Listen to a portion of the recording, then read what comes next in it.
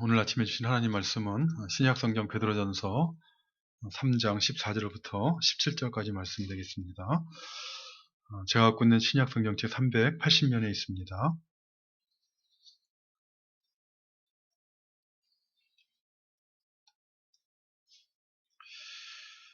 오늘 본문 말씀 찾으신 줄 알고 베드로전서 3장 14절 말씀부터 봉독해 드립니다.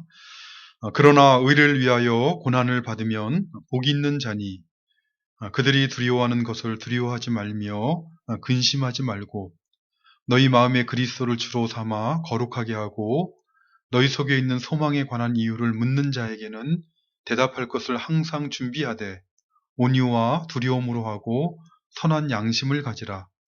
이는 그리스도 안에 있는 너희의 선행을 욕하는 자들로 그 비방하는 일에 부끄러움을 당하게 하려 함이라. 선을 행함으로 고난받는 것이 하나님의 뜻일진데 악을 행함으로 고난받는 것보다 나으니라. 아멘. 우리가 지난주에 살펴본 말씀은 신자들이 다른 사람과의 관계 속에서 가져야 되는, 인간관계 속에서 가져야 되는 신앙적 확신에 대한 말씀이었습니다. 베드로 사도는 교훈하기를 또 너희가 열심으로 선을 행하면 누가 너희를 해하리요 라고 교훈하였습니다. 너희가 열심으로 선을 행한다면 아무도 너희를 해할 사람이 없다는 것을 그것을 확신하고 살아야 될 것을 교훈하고 있는 것입니다. 어떻게 그것을 확신할 수가 있는 것입니까? 신자가 그러한 확신을 가질 수 있는 것은 주님이 계시기 때문에 그렇습니다. 살아계셔서 온 땅을 두루 살피시는, 두루 감찰하시는 주님이 계시다는 것입니다. 우리 주님의 눈은 의인을 향하시고 그의 귀는 의인의 간구에 기울이시되 주의 얼굴은 악행하는 자들을 대적하시는 분이시니 너희가 그러한 주님을 의지하고 열심으로 선을 행한다면 아무도 너희를 해할 사람이 없다는 것입니다. 주님을 경외하는 너희의 마음을 살피시는 주님께서 너희의 삶 가운데 간섭하실 것이요 너희의 삶 가운데 섭리하셔서 은혜 베풀어 주실 것이니 그러한 확신을 가져야 된다라고 교훈한 것입니다. 마태복음, 요한복음 10장 27절부터 29절 말씀을 보면 예수님께서도 제자들에게 이렇게 교훈하셨습니다. 내 양은 내 음성을 들으며 나는 그들을 알며 그들은 나를 따르느니라. 내가 그들에게 영생을 주노니 영원히 멸망하지 아니할 것이요 또 그들을 내 손에서 빼앗을 자가 없느니라. 그들을 주신 내 아버지는 만물보다 크심에 아무도 아버지 손에서 빼앗을 수 없느니라. 예수님뿐만 아니라 사도 바울도 로마서 8장에 보면 자기 고백적인 교훈을 하고 있습니다. 내가 확신하노니 사망이나 생명이나 천사들이나 권세자들이나 현재일이나 장래일이나 능력이나 높음이나 깊음이나 다른 어떤 피조물이라도 우리를 우리 주 그리스도 예수 안에 있는 하나님의 사랑에서 끊을 수 없으리라. 이러한 언약의 말씀을 믿고 살아가는 신자들, 하나님을 경외하는 신자들은 확신하는 것입니다. 그 누구도, 그 무엇도, 그 어떤 형편도 하나님을 바라보고 의지하며 믿음으로 살아가는 신자들을 최종적으로, 궁극적으로는 해할 수가 없다는 것을 확신하며 살아야 하는 것입니다. 그러나 그럼에도 불구하고 사실 신자들이 이 땅 가운데 살아가는 동안 고난이나 어려움이 없는 것은 아닙니다. 아브라함이나 다윗, 노아나 욥 등 하나님을 경외하는 삶을 살았던 성경의 인물들의 삶을 보아도 그것을 우리가 알 수가 있고 오늘날 믿음을 가지고 살아가는 신자들의 삶을 보아도 그것을 확인할 수가 있습니다. 하나님을 의지하며 살아가는 신자가 되었을지라도 고난과 어려움이 없는 것은 아니더라는 것이죠. 때로는 감당하지 못할 심한 고난으로 신음하는 그런 날을 겪게 되기도 하더라는 것입니다. 사실 이러한 현실은 신자들에게 있어서는 하나의 신앙적인 도전이요, 영적인 시련입니다. 왜 그렇습니까? 일반적으로 사람들은 생각하기를 하나님의 은혜로 하나님의 자녀가 되게 되면 인생살이의 어떤 고난이나 어려움으로부터는 면제될 것이다 라고 기대하기가 매우 쉽기 때문에 그렇습니다. 하나님을 믿는다는 신자들이 참으로 복을 받았다면 그들은 어떤 고난과 어려움을 겪지 않아야 되는 것이 아니냐라고 생각한다는 것입니다. 그런데 살아보니 반드시 그런 것만은 아니기 때문에 시험에 들게 되기도 하고 의심이 생기기도 하는 것입니다. 하나님을 믿는 믿음으로 살아도 고난을 받아야 된다면, 하나님을 믿는 믿음으로 살아가는 신자에게도 고난이 있다면, 도대체 이런 고난과 관련하여 신자는 불신자와 무엇이 다른 것인가? 신자가 되어서 내가 받은 복이라는 건 도대체 무엇인가 하는 그런 의심과 반문이 들게 되는 것입니다. 오늘 본문은 바로 이런 문제와 관련해서 베드로 사도가 교훈하고 있는 말씀인데, 신자들이 당하는 고난과 관련해서 신자들은 도대체 불신자들과 무엇이 다른 것인가 하는 것에 대해서 교훈을 하고 있습니다. 신자와 불신자의 차이점은 그들이 고난을 받느냐 안 받느냐 하는 것에 있는 것이 아니라 그들이 받는 고난의 영적 성격이 다른 것이요, 또한 그들이 고난을 받을 때 고난에 반응하는 구체적인 방식이 다르다 하는 것을 교훈하고 있습니다. 오늘은 먼저 신자들이 받는 이 고난의 성격이 무엇인가, 고난의 영적 특성이 무엇인가 하는 것을 살펴보고, 다음 주에는 신자들이 받는 이 고난에 대해서 신자들은 어떻게 반응하는 것인가, 신자들의 구체적인 고난에 대한 대응 방식에 대한 교훈을 살펴보도록 하겠습니다. 먼저 오늘 본문을 시작하는 14절 말씀을 보면, 그러나 의를 위하여 고난을 받으면 복이 있는 자니라는 말씀으로 오늘 본문이 시작되고 있습니다. 오늘 본문 말씀이 그러나라는 접속사로 시작되고 있다는 것은 무엇을 의미하겠습니까? 오늘 본문 말씀은 앞에서 교훈한 말씀과 조금 다른 것처럼 보이는, 앞에 있는 말씀을 부정하고 있는 것처럼 보인다는 것을 의미하는 것이죠. 도대체 무엇을 부정하는 것처럼 보입니까? 바로 앞절인 13절 말씀에 보면 너희가 열심으로 선을 행하면 아무도 너희를 해할 수가 없다라고 말씀하셨는데, 그 말씀을 마치 부정하는 말씀처럼 보인다는 것입니다. 우리가 지난주에 살펴본 것처럼 열심히 선을 행하는 신자들을 최종적으로 또는 궁극적으로 아무도 해할 수가 없는 것은 분명하지만, 신자들이 이 땅 가운데 살아가는 동안 아무런 고난을 받지 않을 것이라 라고는 생각하지 말라는 것입니다. 열심히 선을 행할지라도 고난을 받을 수가 있다는 것입니다. 그것도 수동적으로 받기 싫은 고난을 어쩔 수 없이 받는 것이 아니라 적극적으로 의를 위하여 고난을 받을 수가 있다는 것입니다. 한번 생각해 보십시오. 의를 위하여 받는 고난이 있다면 또 어떤 종류의 고난이 있겠습니까? 의가 아닌 불의를 위해서, 곧 죄악을 행하다가 받는 고난이 또한 있는 것입니다. 실제로 베드로 사도는 오늘 본문 17절 말씀을 보면 두 종류의 고난에 대해서 말을 하고 있습니다. 선을 행함으로 고난받는 것이 하나님의 뜻일진데 악을 행함으로 고난받는 것보다 나으니라 라고 말씀하고 있습니다. 그러니까 선을 행함으로 받는 고난이 있다면 또한 악을 행함으로 받는 고난도 있다는 것이죠. 사실 사람의 모든 행위는 둘 중에 하나입니다. 선한 행위 아니면 악한 행위입니다. 사람의 행위 중에서 선한 행위도 아니고 악한 행위도 아닌 그런 행위가 있을 수 있겠습니까? 유한하고 불완전한 사람의 눈으로 볼 때에는 선한 행위도 아니고 악한 행위도 아닌 어떤 행위인지 판단하기 힘든 그런 행위가 있을 수 있을 것입니다. 예를 들자면 밥을 먹는 행위는 도대체 선한 행위겠습니까? 아니면 악한 행위겠습니까? 차를 타는 행위는 선한 행위입니까? 아니면 악한 행위입니까? 라고 물으면 그 대답이 쉽지 않은 것처럼 그렇게 여겨질 것입니다. 그러나 하나님 앞에서는 그럴 수가 없습니다. 유한한 존재인 사람이 생각할 때는 선한 것인지 악한 것인지 분별하기 힘든 행위가 있을 수 있겠지만 하나님 앞에서는 그럴 수 없다는 것입니다.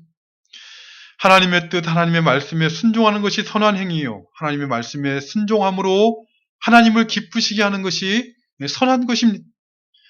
반대로 하나님의 뜻, 하나님의 말씀에 불순종하는 것이 악한 행위요, 하나님의 뜻을 거역하여 하나님을 진노하게 하는 것이 바로 악한 것입니다. 그런데 베드로 사도는 17절에서 교훈하기를 선을 행함으로도 고난을 받을 수가 있고 악을 행함으로도 고난을 받을 수가 있다라고 말을 하고 있는 것입니다.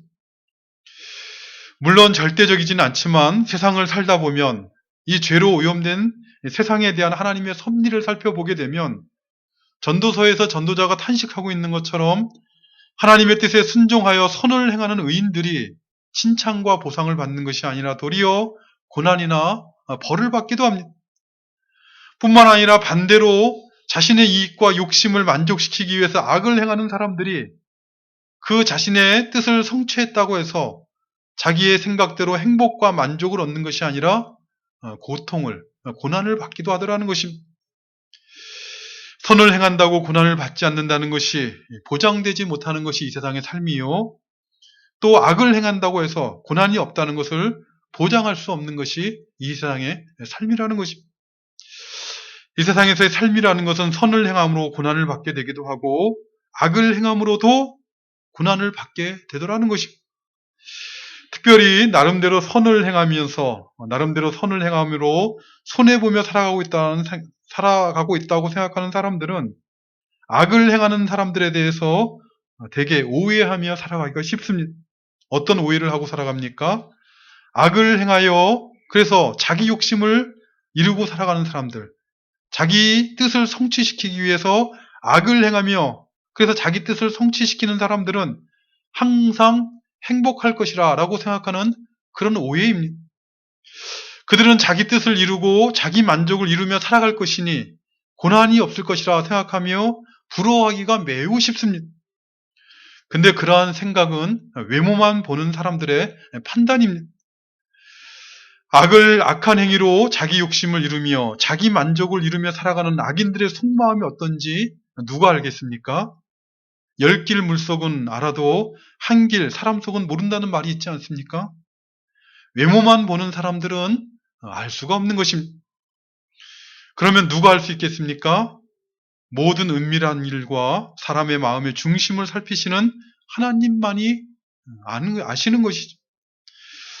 이사야서 48장 22절을 보면 이사야 선지자는 하나님의 백성인 이스라엘 백성들에게 이렇게 교훈합니다. 여호와께서 말씀하시되 악인에게는 평강이 없다 하셨느니라. 악인에게는 평강이 없다는 것입니다. 이것을 아는 것이 하나님을 아는 백성들의 지혜입니다.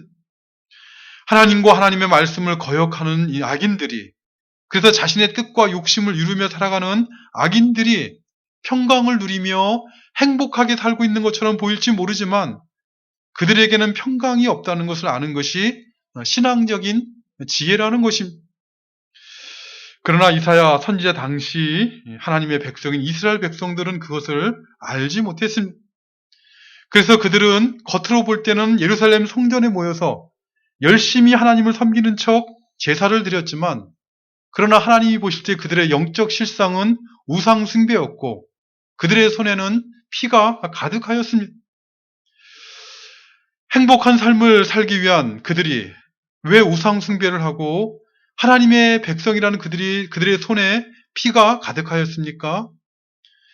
행복하게 살고자 만족한 삶을 살고 평강을 누리는 그런 삶을 살고자 자기들의 욕심을 따라 악을 행했다는 것입니다. 하나님께서는 그렇기 때문에 이사야 선지자를 통해 또다시 한번 강조하며 교훈하십니다. 이사야 57장 21절 말씀을 보면 이사야 선지자는 선포하기를 내 하나님의 말씀에 악인에게는 평강이 없다 하셨느니라 라고 선포하고 있습니다. 악인에게는 평강이 없다 이 말은 내 말이 아니라 하나님의 말씀이라 라는 것을 분명하게 강조하며 선포하고 있는 것입니다.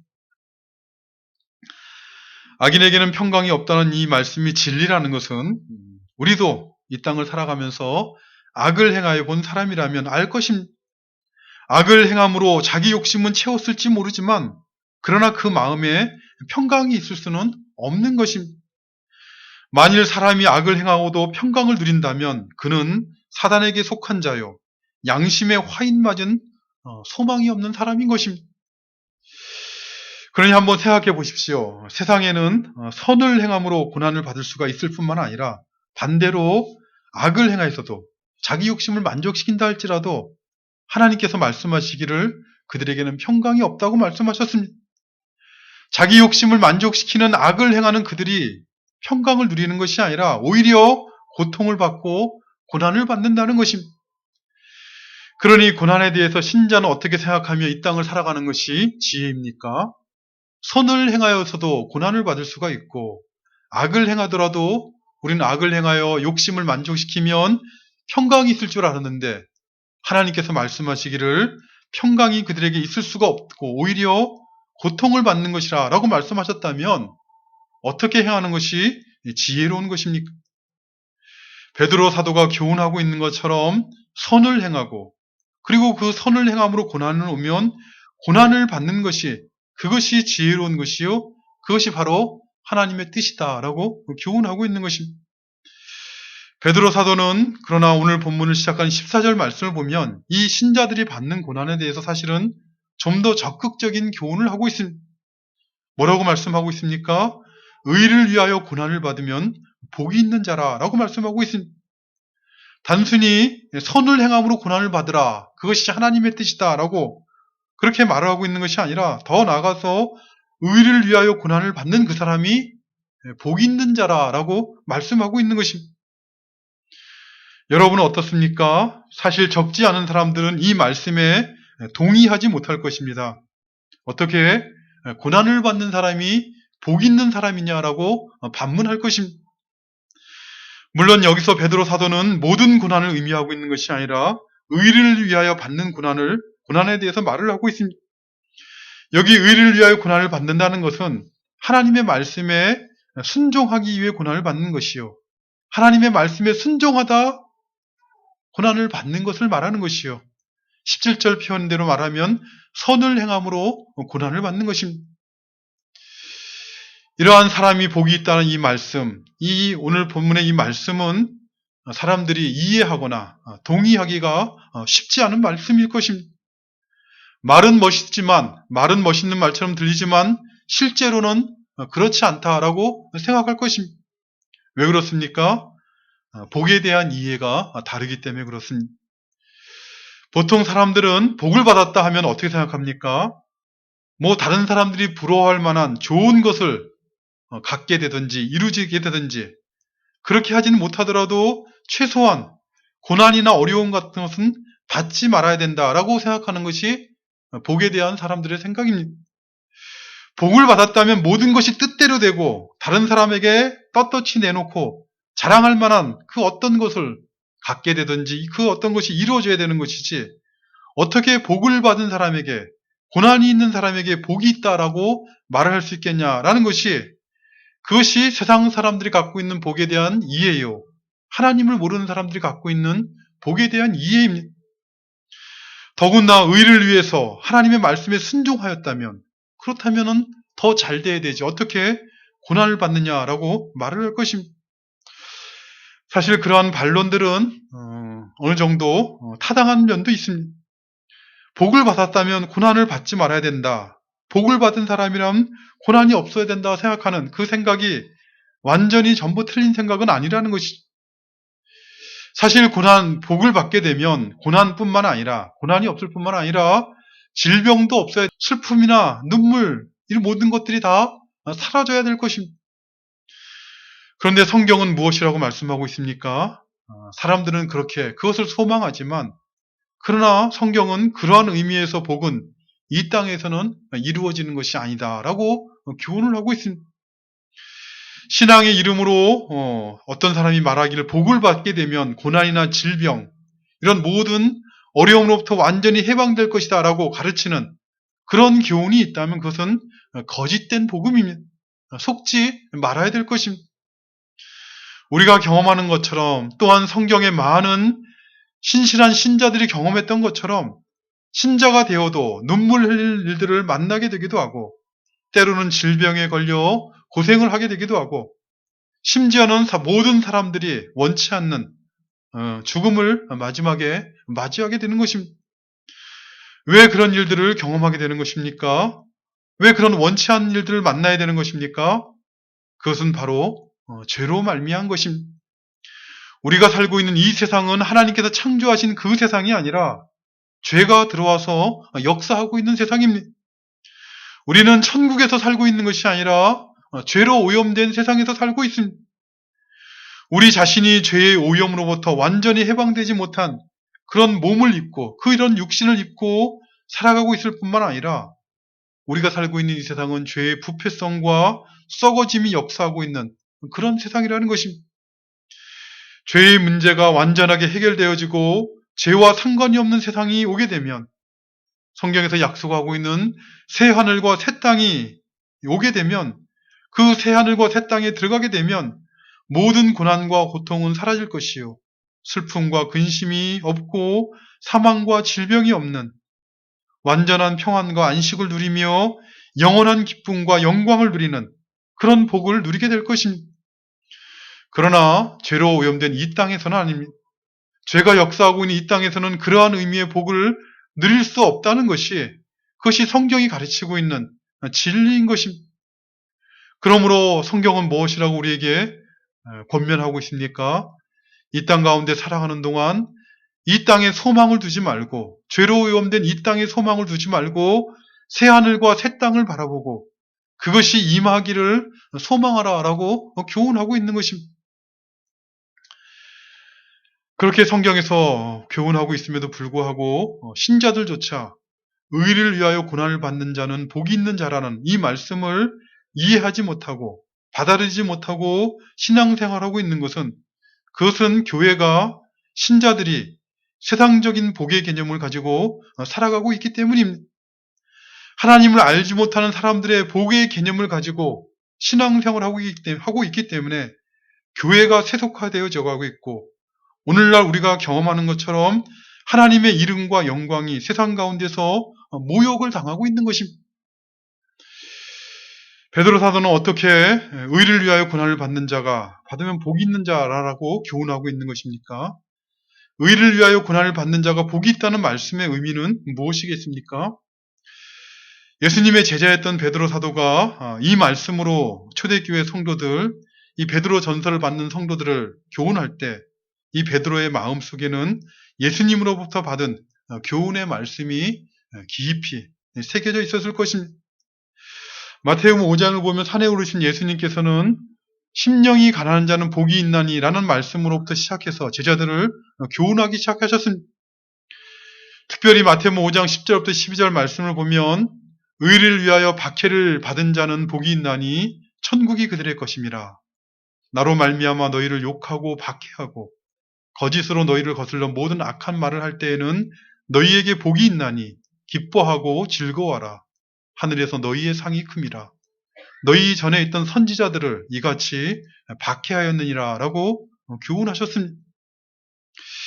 이 팔복은 하나님 나라 백성에는 어떤 사람인가에 대해서 교훈하고 있는 말씀인데, 이 팔복의 마지막 복이 바로 이 의를 위하여 박해를 받는 자에 대한 복입니다.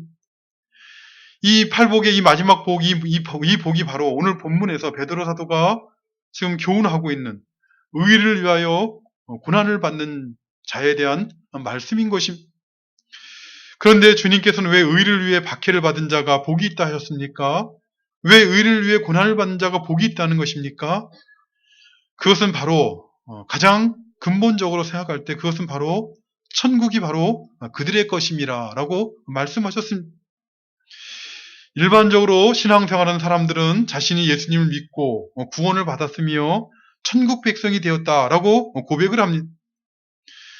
그런데 참으로 자신이 구원받아서 천국 백성이 되었다는 그것은 어떻게 알 수가 있는 것입니까? 적지 않은 신자들이 신앙생활을 하면서도 구원에 대한 확신을 갖지 못하고 신앙생활하는 경우들이 적지 않습니다.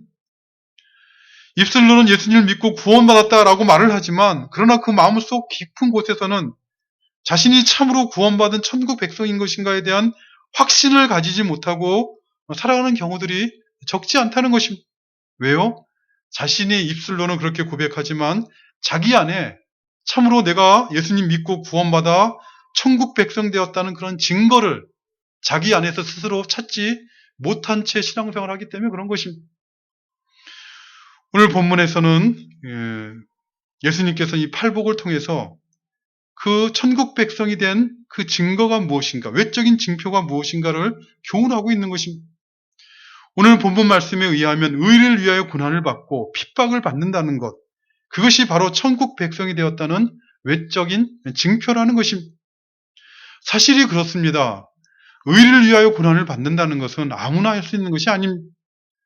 의를 위한다는 것이 무엇인지 알아야 될 것이요, 그것을 안다 할지라도 의를 위하여 고난을 받을 수 있는 그런 마음, 그런 능력이 있지 못하면 결코 의를 위하여 고난을 받을 수 없기 때문에 그렇습니다.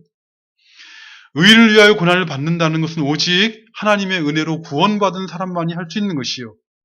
참으로 하나님의 은혜로 구원을 받은 사람이라면, 참으로 입술로만이 아니라 마음속 깊이 예수님을 믿고 구원을 받은 천국 백성이라면 의를 위하여 고난을 받는 것이 무엇인지를 알고 의를 위하여 고난을 받는 자리에서 살아갈 줄 안다는 것입니다.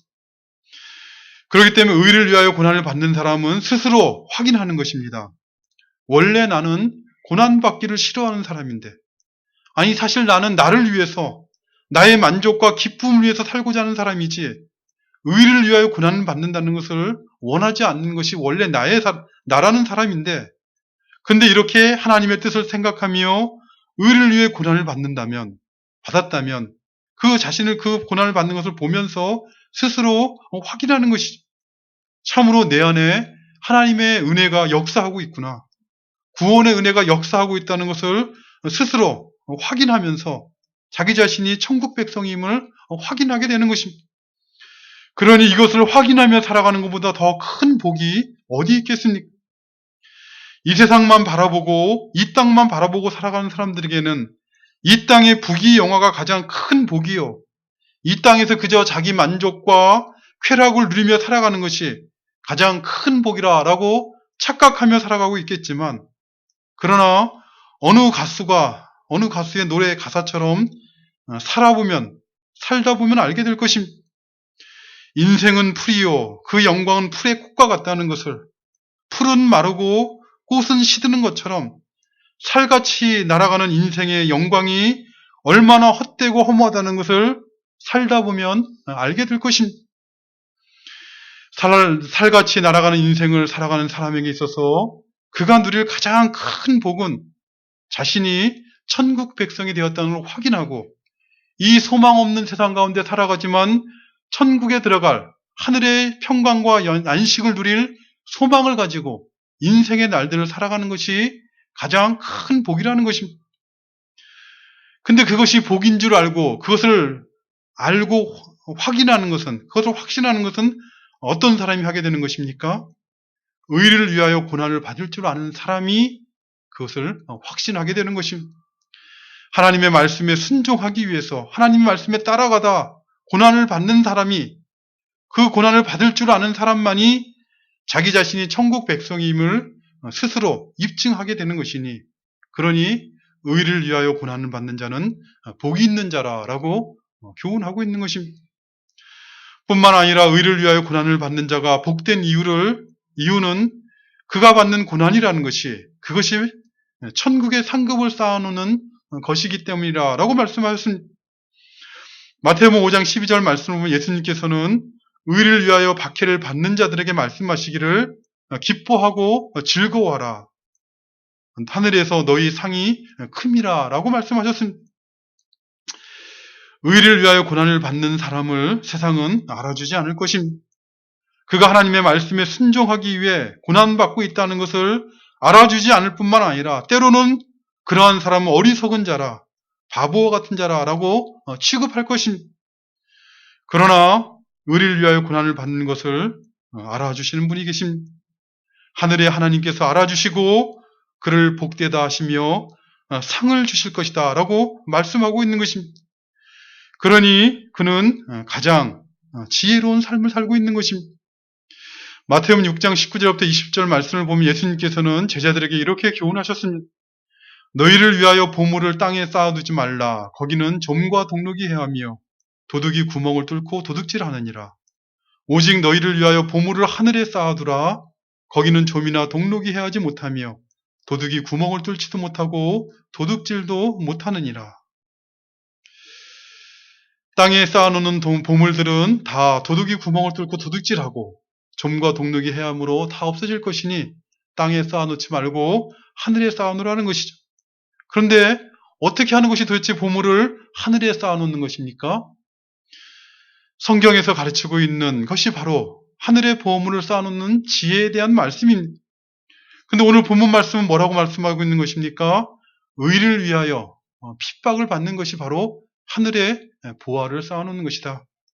하나님의 말씀에 순종하기 위해서 때로는 고난을 받고 때로는 어려운 일도 감당하는 것이 바로 하늘의 보화를 쌓아놓는 것이다 라고 교훈하고 있는 것입니다. 한 번뿐인 인생을 살아가면서 살같이 날아가는 일장춘몽과 같은 인생의 날들을 살아가면서 생각해 보시길 바랍니다. 나는 이 땅에 보물을 쌓아놓기 위해서 인생의 날을 살아가고 있는 것은 아닌지, 나는 참으로 하늘의 보화를 쌓아놓는 것이 무엇인지를 알고 그리고 하늘의 보화를 쌓아놓는 그런 삶을 살아가고 있는지 스스로 돌아보며 신앙생활하는 그런 우리가 되시기를 바랍니다. 하나님 나라 백성은 참으로 예수님을 믿고 구원받은 천국 백성은 의를 위하여 고난을 받음으로 하늘의 보화를 쌓아놓는 지혜로운 삶을 사는 것이요. 그러므로 그는 참으로 복된 사람이라고 교훈하고 있는 것입니다. 이러한 말씀에 대해서 어떤 사람은 이런 생각을 할 수가 있을 것입니다. 천국에 가서 쌓아놓는 상급 받는 것은 그때 일이고 나는 당장 지금 이 땅에서 고난받으며 살아간다는 것을 참으로 견디기가 힘들다는 것이죠. 차라리 하늘에서 상급을 쌓아놓지는 못하더라도 고난을 받지 않으면 좋겠다라는 생각을 하며 살아갈 수도 있을 것입니다. 그런데 생각해 보십시오. 왜 이 세상에는 모든 것들을 거룩하신 뜻대로 다스리시는 하나님께서 얼마든지 하고자 하시면 자녀 삼으신 우리들에게 신자들의 고난을 면케하실 수도 있을 것인데 왜 그들로 하여금 의를 위하여 살아가도록 하시고 하나님의 말씀에 순종하는 신자들에게 고난을 허락하시는 것입니까? 이것과 관련해서 히브리서 5장 7절부터 9절 말씀을 보면 예수님에 대해서 이렇게 말씀하고 있습니다. 그는 육체에 계실 때 자기를 죽음에서 능히 구원하실 이에게 심한 통곡과 눈물로 간구와 소원을 올렸고 그의 경건하심으로 말미암아 들으심을 얻었느니라. 그가 아들이시라도 받으신 고난으로 순종함을 배워서 온전하게 되셨은즉 자기에게 순종하는 모든 자에게 영원한 구원의 근원이 되셨다라고 말씀하고 있습니다. 예수님은 하나님의 아들이심에도 불구하고 고난을 받으셨고 그 받으신 고난으로 순종함을 배웠다 이렇게 교훈하고 있습니다. 사실 하나님의 아들이신 예수님, 죄가 없으신 예수님은 고난받으실 이유도 없고 또한 순종을 배워야 되실 이유도 없었습니다. 예수님 자신이 하나님이시기에 고난받으실 이유도 없고 또한 순종을 배워야 될 이유도 없다는 것입니다. 그런데 이 땅에 오셔서 주님은 고난도 받으시고 그 받으신 고난으로 순종함을 배우셨다는 것입니다. 왜요? 온전히 주님을 따르는, 주님을 믿는 신자들을 위해서입니다. 예수님을 믿는다고 하는 신자들로 하여금 고난 가운데 순종함을 배워서 주님처럼 고난 가운데 순종함을 배워서 온전하게 되신 예수님을 따라오도록 그렇게 모범을 보이셨다라고 말씀하고 있는 것입니다. 다시 말하면 하나님께서 믿음으로 살아가는 신자들에게 고난을 허락하시는 것은 그들의 마음을 단련하셔서 순종하는 사람으로 온전한 하나님의 사람으로 하나님의 자녀답게 만들어 가시기 위한 하나님의 섭리의 손길이라는 것입니다. 사실 우리가 하나님의 자녀가 되는 것은 우리의 어떤 공로에 따라서 우리가 하나님의 자녀다웠기 때문에 하나님의 자녀답게 살았기 때문에 하나님의 자녀 삼으신 것이 아니라 무조건적인 은혜로 자녀 삼으시고 이 땅 가운데 살아가는 동안 우리의 마음을 단련하시고 훈련하시되 고난을 통해 훈련하셔서 하나님의 사람답게 하나님의 자녀답게 만들어 가시는 것입니다. 사실 순종이라는 것은 하고 싶을 때 하는 것이 아니라 할 수 없을 때, 하기 싫을 때 하는 것입니다.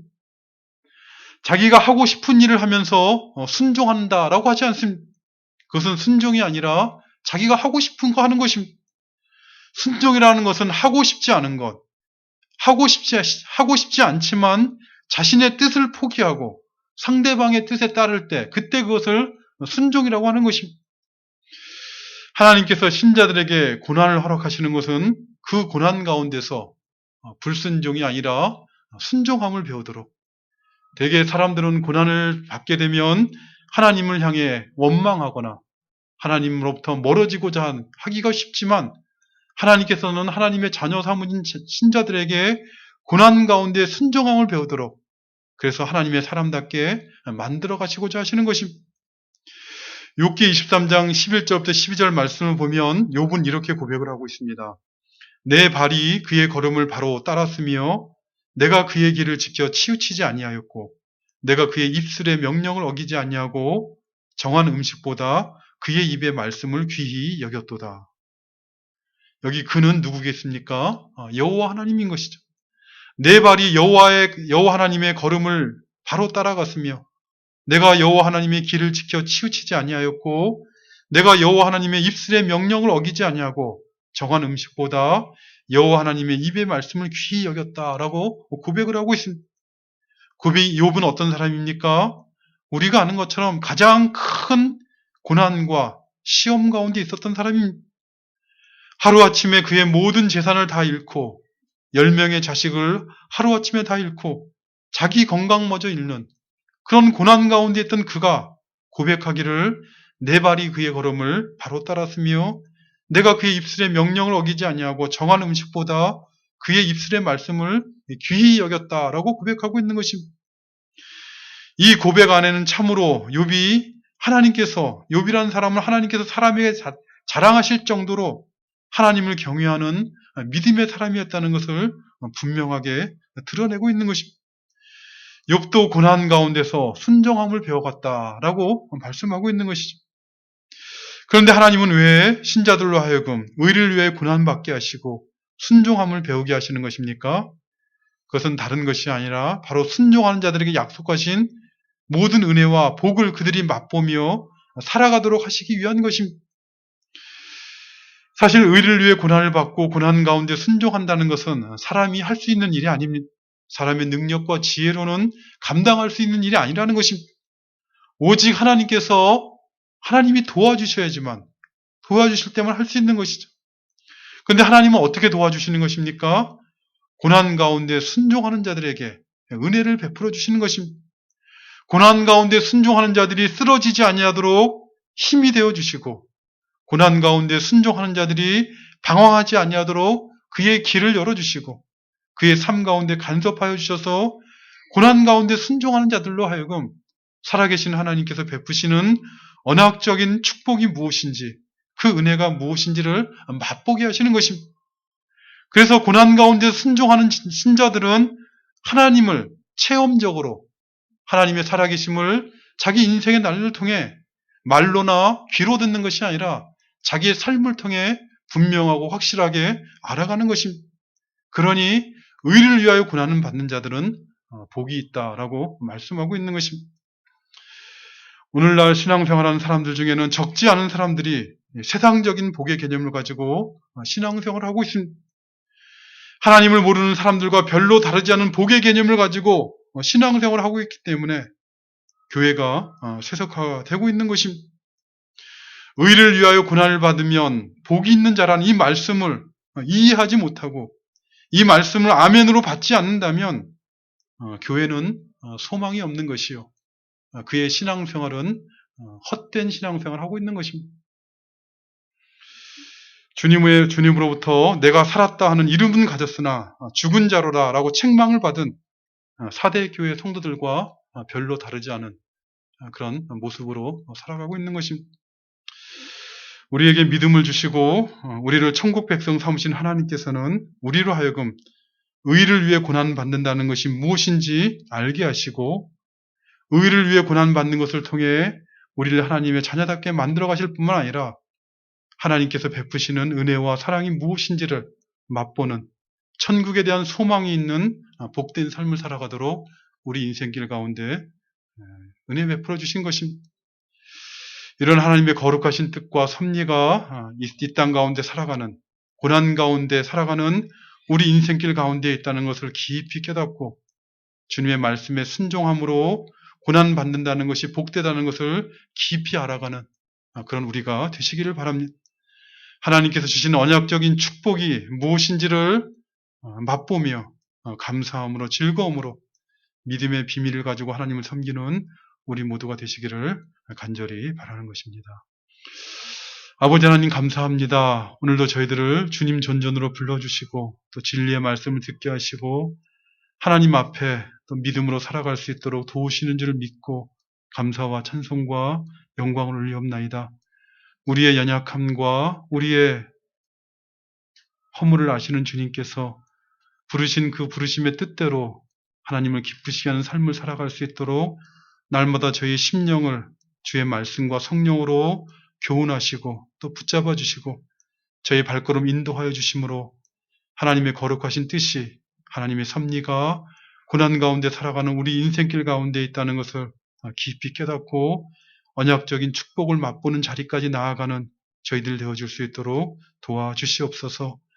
입술로만, 말로만, 외모로만 하나님을 섬기는 사람이 아니라 마음속 깊은 곳으로부터 하나님을 알게 하시고 그 하나님을 정직함과 믿음으로 섬기며 하나님을 기쁘시게 하며 하늘의 보화를 쌓아놓는 그런 믿음의 지혜를 가지고 인생의 날들을 살아가도록 도와주시옵소서. 예수님의 이름으로 기도드리옵나이다. 아멘.